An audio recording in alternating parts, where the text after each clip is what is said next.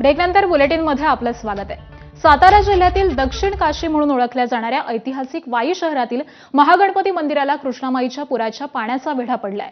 धोम धरणामधून साधारण 7,000 क्युसेक पाण्याचा विसर्ग सुरू असल्यामुळे कृष्णा नदीची पाणी पातळी वाढलेली असून पुराचं पाणी हे थेट गणपतीच्या चरणापर्यंत पोहोचलंय।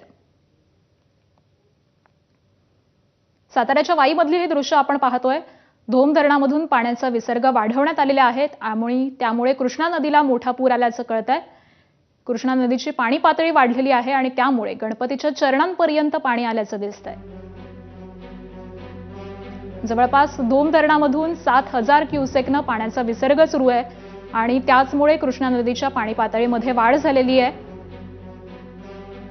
आणि याच कृष्णामाईच्या तीरावरती असलेला ऐतिहासिक वाई शहरातील महागणपती या मंदिरापर्यंत पाणी गेलेलं आहे आणि महागणपतीच्या चरणांपर्यंत हे सगळं पुराचं पाणी आल्याचं दिसून येत आहे।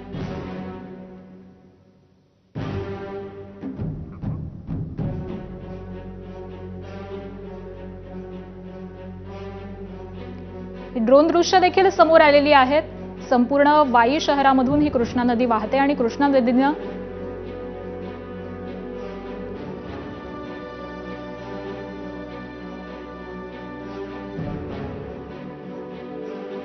दक्षिण काशी म्हणून प्रसिद्ध असलेलं वाई शहर, या वाई शहरातील महागणपती मंदिराला आता कृष्णामाईनं वेढा घातल्याचे चित्र पाहायला मिळते। गणपतीच्या पायापर्यंत हे पाणी जाऊन पोहोचलं आहे। धोम धरणातून तब्बल 7,000 क्युसेक पाण्याचा विसर्ग कृष्णा नदी पात्रात करण्यात आला आहे। त्यामुळे कृष्णा नदीचं पात्र हे झपाट्यानं वाढलं आहे। संपूर्ण मंदिर परिसराला कृष्णामाईनं आता वेढा घातला आहे। पूर्ण पूर परिस्थिती या ठिकाणी आल्याचं देखील चित्र पाहायला मिळतंय।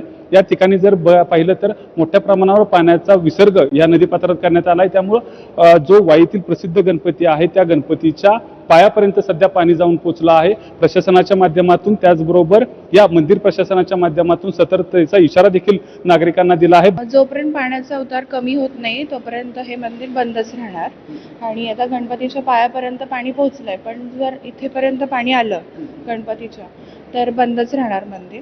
आणि नेहमीप्रमाणेच आम्ही जलाभिषेक केला कृष्णाबाईच्या पाण्याने आणि आरती केली विधिवत। आव्हान असं आहे की आता सध्या मुसळधार पाऊस चालू आहे, धोम धरणातून पाणी पण सोडण्यात येत आहे। उद्या संकष्टी चतुर्थी आहे, तर त्याच्यासाठी भक्तांना असं आव्हान आहे की त्यांनी सध्या गर्दी न करता बाहेरून दर्शन घ्यावं। जर पाणी वाढलं तर त्यांनी घरून दर्शन घ्यावं।